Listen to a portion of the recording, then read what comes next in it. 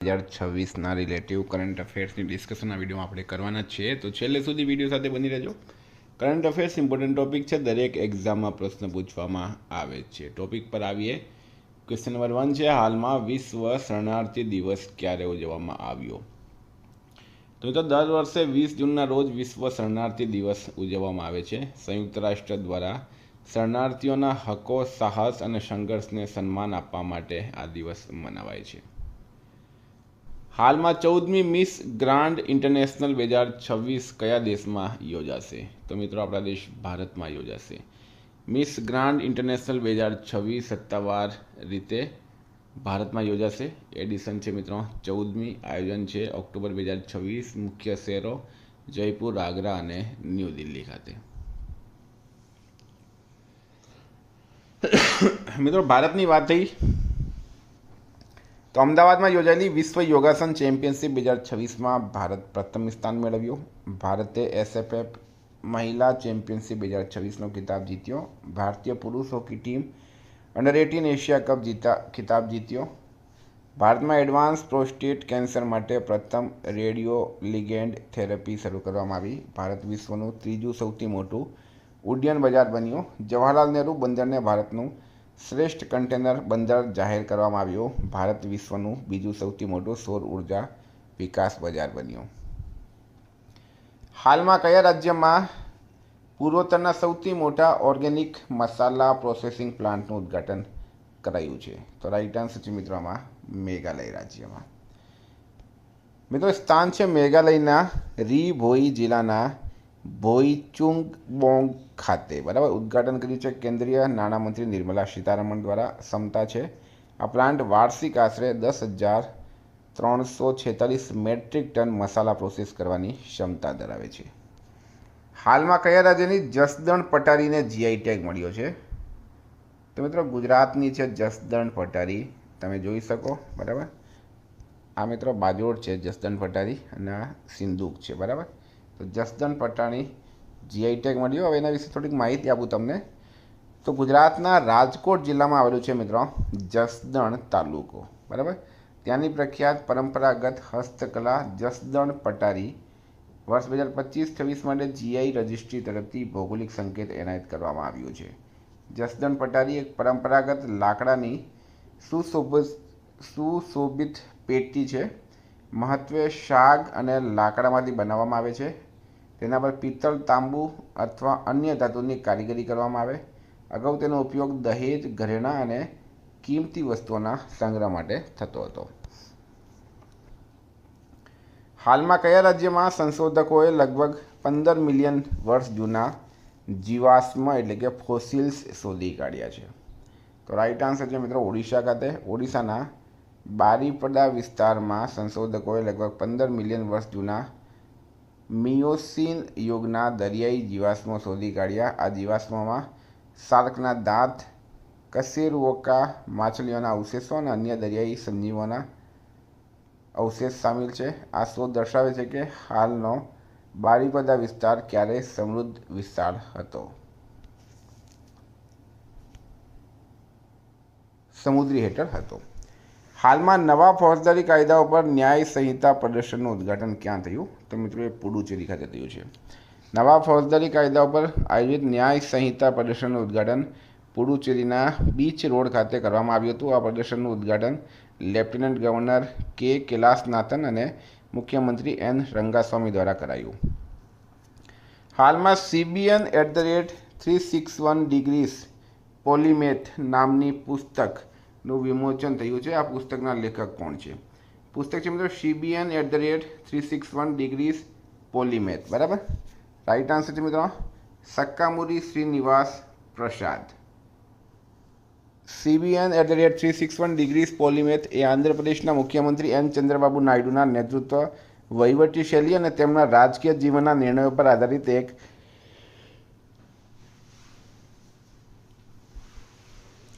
મિત્રો ચંદ્રબાબુ નાયડુ ક્યાંના છે? આંધ્રપ્રદેશના CM છે. તો તેમના પર આ પુસ્તક સિંગાપુરમાં ચંદ્રબાબુ નાયડુ દ્વારા જેમનું વિમોચન કરવામાં આવ્યું છે. પુસ્તકના લેખક છે મિત્રો સક્કામુરી શ્રીનિવાસ પ્રસાદ. 11મી અવર ઓશિયન કોન્ફરન્સ ઓઓસી દરમિયાન કેટલા દેશોએ મોમ્બાસા ઘોષણાપત્ર અપનાવ્યું છે? તો 15. મિત્રો સ્થળ છે મોમ્બાસા, બરાબર, એટલે કે અવર ઓશિયન કોન્ફરન્સનું આયોજન ક્યાં થયું? મોમ્બાસા, કેન્યા ખાતે. તારીખ છે 16 થી 18 જૂન 2026. થીમ છે our ocean, our heritage, our future. આ પરિષદનું આયોજન પ્રથમ વખત આફ્રિકા ખંડમાં કરવામાં આવ્યું. સમુદ્ર સંરક્ષણ, જળવાયુ પરિવર્તન, ટકાઉ મત્સ્ય ઉદ્યોગ, બ્લુ ઇકોનોમી, સમુદ્રી પ્રદૂષણ અને સમુદ્ર સુરક્ષા જેવા મુદ્દાઓ પર ચર્ચા થઈ હતી. હાલમાં કયા રાજ્યના 52 બુટ્ટી સાડીને જીઆઈ ટેગ મળ્યો છે? તો મિત્રો રાઈટ આન્સર છે આમાં બિહાર. જૂન 2024માં બિહારને મળેલા જીઆઈ ટેગની વાત કરીએ તો 52 બુટ્ટી સાડી અને ફેબ્રિક આ નાલંદાની છે, પથ્થરકટ્ટી સ્ટોન ક્રાફ્ટ આ ગયાનું છે અને પીડિયા પેઇન્ટિંગ આ ભોજપુરનું છે.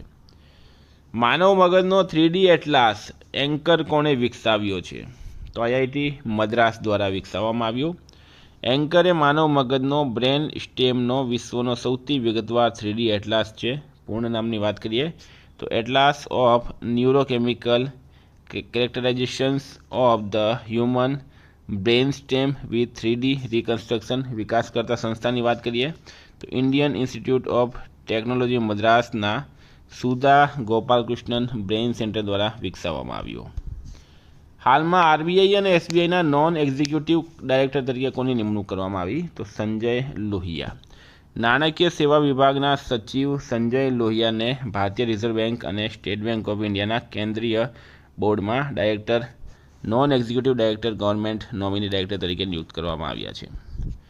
ગ્રેટર હોગ બેજર પરનો પ્રથમ વૈજ્ઞાનિક અહેવાલ કયા રાષ્ટ્રીય ઉદ્યાન દ્વારા જારી કરવામાં આવ્યો? તો રાઈટ આન્સર છે મિત્રો આમાં કાજીરંગા નેશનલ પાર્ક.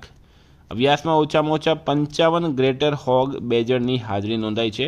આ પ્રજાતિ IUCN રેડ લિસ્ટ મુજબ સંકટગ્રસ્ત શ્રેણીમાં છે. ભારતમાં તેને વન્યજીવ સંરક્ષણ અધિનિયમ 1972 અનુસૂચિ 1 હેઠળ સર્વોચ્ચ કાનૂની સુરક્ષા પ્રાપ્ત છે. હાલમાં ભારતનું પ્રથમ nuclear engineering design excellence centre ક્યાં સ્થાપિત થશે? તો મિત્રો એ સ્થાપિત થશે આઈઆઈટી હૈદરાબાદ ખાતે. ભારતનું પ્રથમ nuclear engineering design excellence centre એટલે કે કોડેન centre of design excellence in nuclear engineering IIT Hyderabad ખાતે સ્થાપિત થશે. આઈઆઈટી હૈદરાબાદ, CEEPL ઇન્ડિયા અને 3ds.com વચ્ચે થયેલા ત્રિપક્ષીય કરાર હેઠળ આ કેન્દ્ર સ્થાપવામાં આવશે. હાલમાં ન્યૂ ડેવલપમેન્ટ બેંકમાં જોડાનાર પ્રથમ મધ્ય એશિયાઈ દેશ કયો બન્યો છે? તો રાઈટ આન્સર છે મિત્રો આમાં ઉઝબેકિસ્તાન. હવે મિત્રો એનડીબી ન્યૂ ડેવલપમેન્ટ બેંકની વાત કરીએ આપણે તો એની સ્થાપના ક્યારે થઈ હતી? 15 જુલાઈ 2014ના રોજ. કાર્યરત થઈ છે 21 જુલાઈ 2015. મુખ્યાલય જોઈએ મિત્રો સંઘાઈ ચાઇના ખાતે. સ્થાપક દેશો છે બ્રિક્સ દેશો બ્રાઝિલ, રશિયા, ઇન્ડિયા, ચાઇના અને સાઉથ આફ્રિકા.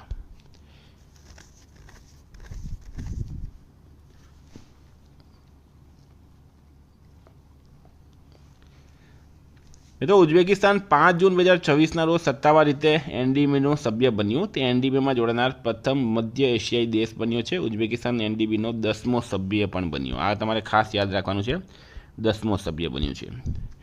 હાલમાં બેંગલુરુ સ્થિત સરકારી એઆઈ સ્ટાર્ટઅપ સર્વમ એઆઈ ભારતનું કયું યુનિકોર્ન બન્યું? તો બેંગલુરુમાં સ્થિત સરકારી એઆઈ સ્ટાર્ટઅપ સર્વમ એઆઈ ભારતનું કયું યુનિકોર્ન બન્યું છે? રાઈટ આન્સર છે મિત્રો 130મો. બેંગલુરુ સ્થિત એઆઈ સ્ટાર્ટઅપ સર્વમ એઆઈ એ $234 મિલિયનનું સિરીઝ બી ફંડિંગ મેળવ્યા બાદ $1.5 બિલિયનનું મૂલ્યાંકન હાંસલ કર્યું છે. આ સાથે તે ભારતનું 130મું યુનિકોર્ન બની ગયું છે. સર્વમ એઆઈને ભારતના સોવરિન એઆઈ મિશન સાથે પણ જોડવામાં આવે છે અને તે ભારતીય ભાષાઓ માટે એઆઈ મોડેલ વિકસાવે છે. હાલમાં ભારતનું મુખ્ય આંતરરાષ્ટ્રીય પ્રદર્શન ભારત બિલ્ડકોન 2026 ક્યાં આયોજિત થયું છે? તો એ થયું છે મિત્રો ન્યૂ દિલ્હી ખાતે. શહેર છે મિત્રો ન્યૂ દિલ્હી. તારીખ છે 8 થી 21 જૂન 2026. આયોજક છે વાણિજ્ય અને ઉદ્યોગ મંત્રાલયના સહયોગ. ક્ષેત્ર છે બાંધકામ, સામગ્રી, ઇન્ફ્રાસ્ટ્રક્ચર અને કન્સ્ટ્રક્શન ઉદ્યોગ. તો મિત્રો આ કરંટના પ્રશ્નો. વાત કરીએ રિવિઝનની.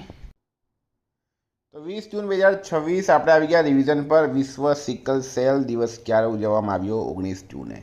હાલમાં ખાન ક્વેસ્ટ નામનો લશ્કરી અભ્યાસ કયા દેશમાં? મંગોલિયા. કેન્દ્ર સરકારે કયા રાજ્ય સરકાર સાથે મળીને રાષ્ટ્રીય મત્સ્ય વિકાસ બોર્ડના એક્વા પાર્ક અને પ્રાદેશિક કેન્દ્રનું ઉદ્ઘાટન કર્યું? બિહાર. હાલમાં કયા રાજ્યએ નવી ઔદ્યોગિક નીતિ 2026 જાહેર કરી? ગુજરાત.